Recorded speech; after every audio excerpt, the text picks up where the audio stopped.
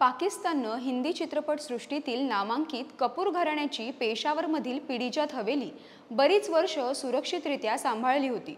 पण स्वतःला सुशिक्षित, भद्रलोक म्हणविणारे आणि नोबेल पुरस्कारानं नावाजलेली व्यक्ती प्रमुखपदी असताना बांगलादेशी सरकारनं जागतिक कीर्तीचे दिग्दर्शक सत्यजित रे यांचे वडिलोपार्जित घर उद्ध्वस्त करून आपल्या तालिबानी आणि असंस्कृत मानसिकतेचं दर्शन घडवले। या घटनेमुळे पुन्हा एकदा भारत आणि बांगलादेशमधील बदलत्या सांस्कृतिक संबंधांवर चर्चा सुरू झाली आहे। खरं तर शेख हसीना सत्तेवरून पायउतार झाल्यानंतर आणि मोहम्मद युनूस यांच्या नेतृत्वाखालील नवीन सरकार सत्तेवर आल्यानंतर अशा घटनांमध्ये मोठ्या प्रमाणात वाढ झाली आहे। आधी वंगबंधू, नंतर रवींद्रनाथ टागोर असतील आणि आता दिग्गज दिग्दर्शक आणि साहित्यिक सत्यजित रे। बांगलादेश आपला भूतकाळ, सांस्कृतिक परंपरा आणि भारताबरोबर असलेला समान वारसा संपवण्यासाठी प्रयत्न करत असताना दिसतोय। त्यामुळेच अनेक प्रतिष्ठित सांस्कृतिक वारसा स्थळांकडे दुर्लक्ष केले जाते। भारत आणि भारतीयांशी संबंधित प्रतिष्ठित ठिकाणं उद्ध्वस्त केली जात आहेत। या सगळ्याकडे पाहता असा प्रश्न पडतो की बांगलादेश भारताशी जोडलेली नाळ तोडतोय का? या प्रश्नासंदर्भात संबंधित घटनांचा थोडक्यात आढावा घेऊया आजच्या या व्हिडिओतून। नमस्कार, मी अनिशा डुंबरे आणि कॅमेऱ्यावर आहेत अजिंक्य सावंत। जागतिक कीर्तीचे चित्रपट दिग्दर्शक सत्यजित रे यांचं ढाक्यातील पिढीजात घर उद्ध्वस्त करून बांगलादेशी सरकारनं आपल्या तालिबानी प्रवृत्तीचं दर्शन घडवलंय। भारतातील एकाही विरोधी नेत्यानं याबद्दल नापसंती किंवा निषेध व्यक्त केलेला नाही। अपवाद फक्त पश्चिम बंगालच्या मुख्यमंत्री ममता बॅनर्जी यांचा। त्यांनाही केवळ बंगाली अस्मितेमुळे नाईलाजानं का होईना या घटनेचा निषेध करावा लागत आहे। पण जागतिक स्तरावरही या मनोवृत्तीचा निषेध होताना दिसत नाही। हे सर्वस्वी दुर्दैवी। भारतीय चित्रपटसृष्टीतील एकाही कलाकाराला यावर व्यक्त होण्याची गरज वाटली नाही, हे अतिशय दुर्दैव आहे। काही महिन्यांपूर्वी इस्रायलच्या हवाई हल्ल्याचा निषेध करत गाझासाठी संपूर्ण बॉलिवूड एकवटलं होतं।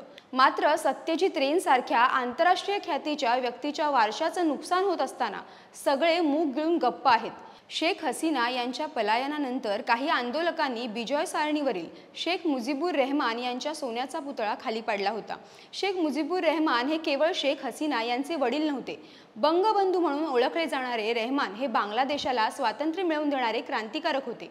त्यांच्या पुतळ्याची तोडफोड करणं आणि त्यांच्या घराची नासधूस करणं हे केवळ त्यांची मुलगी असलेल्या तत्कालीन पंतप्रधानांविरोधी असलेल्या रोषाचं प्रतीक नव्हतं, तर एका समाजानं स्वतःच्या इतिहासाशी असलेल्या संबंधांना नाकारण्याचं लक्षण होतं। यापूर्वी अफगाणिस्तानातील कट्टर इस्लामी विचारसरणीच्या तालिबानी राजवटीनं बामियान येथे उभे असलेल्या भव्य बुद्धांचा पुतळा तोफा लावून उद्ध्वस्त केला होता। कर्नाटकातील श्रवणबेळगोळमधील महावीरांच्या पुतळ्याची आठवण करून देणारे डोंगरातील पाषाणात कोरलेले हे अनेक फूट उंचीचे पुतळे जागतिक वारशाचा भाग होते। पण धार्मिक कट्टरतेची पट्टी डोळ्यांवर बांधलेल्या तालिबान्यांना त्यात संस्कृती नाही तर धर्म दिसला। साऱ्या जगानं तेव्हा तालिबान्यांची निर्भत्सना केली होती, तरी हताशपणे हा विध्वंस पाहण्याशिवाय जगाच्या हाती काहीच नव्हतं। प्रत्येक मुस्लिम आक्रमकानं आक्रमित केलेल्या देशातील सर्व सांस्कृतिक प्रतीकं आणि ठेवा नष्ट करण्यापलीकडे काहीही केलेलं नाही। जे इस्लामशी संबंधित नाही त्याचा विनाश इतकीच ही हिंसक मानसिकता। नालंदा विश्वविद्यालयातील लक्षावधी पुस्तकं आणि ग्रंथ जाळताना आपण मानवी ज्ञानाचा किती दुर्मिळ आणि प्रचंड साठा जाळून नष्ट करीत आहोत याची किंचितही कल्पना बख्तियार खिलजीला नव्हती, कारण त्याचे अज्ञानातील सुख।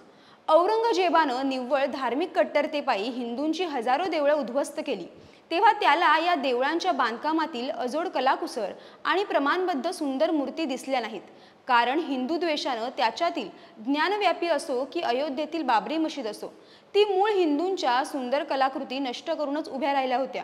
ज्ञानव्यापीचे आज उघड दिसणारे अवशेष हे मूळ मंदिर किती कलाकुसरीने बांधलं असेल याची स्पष्ट झलक दाखवतं।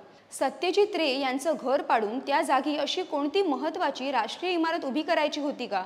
तर तसंही नाही। तेथे लहान मुलांसाठी शिशुविहार उभा राहणार आहे, त्यासाठी नेमक्या या घराची जागा आवश्यक होती का? ही सुविधा अन्यत्र उभी करता आली असती। मुळात या इमारतीकडे बांगलादेशी सरकारनं हेतुता दुर्लक्ष केलं होतं, म्हणूनच ती इमारत मोडकळीस आली होती। यापूर्वी या राजवटीनं रवींद्रनाथ टागोरांचं घर पाडलं, आता सत्यजित रे यांचं। यावरून या राजवटीची हिंदूद्वेषी मानसिकता उघड होते।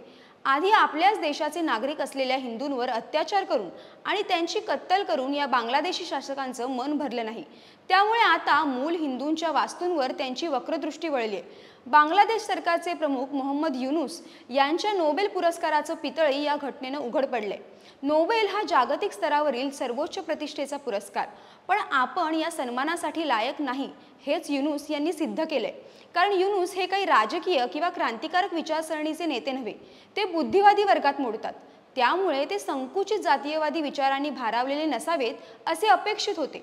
निदान त्यांना तरी सत्यजित रे यांच्या जागतिक कीर्तीची जाणीव असायला हवी होती। तशी ती असती तर त्यांनी या घराची जपणूक करायला हवी होती, पण एका सामान्य सुविधेसाठी एका ऐतिहासिक वास्तूचा बळी देण्यात आला। सत्यजित रे यांच्यासारखे महान दिग्दर्शक हे मूळ बांगलादेशी होते। हे कौतुक मिरवण्याचं भाग्य या कपाळकरंट्या बांगलादेशी सरकारच्या नशिबीच नव्हतं। भारतीय चित्रपटसृष्टीतील नामांकित अभिनेते पृथ्वीराज कपूर यांच्या घराण्याची पिढीजात हवेली पेशावरमध्ये होती। आता काळाच्या आघातानं ती पाडण्यात आली, पण भारताचा कट्टर शत्रू असलेल्या पाकिस्ताननं ही हवेली अनेक वर्ष सुरक्षितपणे सांभाळली होती। भारतानंही पाकिस्तानचे संस्थापक मोहम्मद अली जिना यांचा मुंबईतील मलबार हिलवरील जिना हाऊस हा बंगला अतिशय काटेकोर स्वरूपात जपला होता। इतकेच नव्हे तर काही वर्षांपूर्वी त्यांचे पूर्वीचे वैभव जपत त्याचा कायापालटही करण्यात आला होता। प्राचीन मानवी संस्कृतीचे प्रतीक ही कोणा एका धर्माच्या किंवा देशाच्या मालकीची नसतात, तर ती साऱ्या जगाचा सांस्कृतिक ठेवा असतात। शहाजहान या मुघल बादशाहबद्दल हिंदूंच्या अनेक तक्रारी आहेत, पण म्हणून हिंदूंनी त्यानं बांधलेला ताजमहाल उद्ध्वस्त केला नाही। मात्र मुस्लिम शासकांना धर्मापुढे दुसरे काहीही दिसत नाही। भारतातील मंदिरातील असंख्य अजोड शिल्प ही आज तुटक्या स्थितीत दिसतात, कारण मुस्लिम शासकांनी केवळ पुतळ्यांच्या विरोधासाठी या सुंदर कलाकृती निर्दयतेने नष्ट केल्या आहेत। या मंदिराकडे आणि त्यातील शिल्पांकडे धार्मिक दृष्टीने न पाहता केवळ एक कलाकृती म्हणून पाहण्याची बुद्धी एकाही मुस्लिम शासकाकडे नव्हती। त्यामुळे इस्लामिक स्थापत्य हा शब्द वापरणाऱ्यांच्या बुद्धिमत्तेची दिवाळखोरी उघड होते। एकीकडे आजही रामलीला सादर करणारा, गणपतीचे चित्र आपल्या चलनी नोटेवर छापणारा जगातील सर्वात मोठा मुस्लिम देश इंडोनेशिया आहे। आज आम्ही इस्लामी उपासना पद्धत स्वीकारली असली तरी राम हा आमचा पूर्वज आहे हे इंडोनेशिया ठणकावून सांगतो। दुसरीकडे मुस्लिम ब्रदरहूड या कट्टर संघटनेला जन्म देणाऱ्या मुस्लिम बहुल इजिप्तनंही पिरॅमिड आणि अन्य प्राचीन पुतळे व वास्तू सुरक्षितपणे जपले आहेत। चीनी कम्युनिस्ट राजवटीच्या डोळ्यांमध्ये तिबेटी धर्म खुपत असला तरी त्या राजवटीनं तिबेटमधील असंख्य मॉनेस्ट्री आणि वास्तू नीट शाबूत राखले आहेत। पण समृद्ध प्राचीन भारतीय संस्कृतीचा वारसा लाभलेल्या बांगलादेशानं आपल्या या सांस्कृतिक मुळांवर आघात करून आपल्या करंटेपणाचं दर्शन घडवले। भारताच्या संपन्न कलेच्या धबधब्यातही हा देश कोरडा पाषाणच राहिला।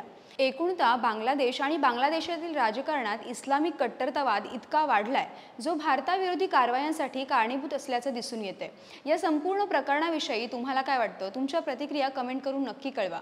व्हिडिओ आवडल्यास लाईक करा, शेअर करा आणि महाएमटीबीच्या यूट्यूब चॅनलला सबस्क्राईब करा। धन्यवाद।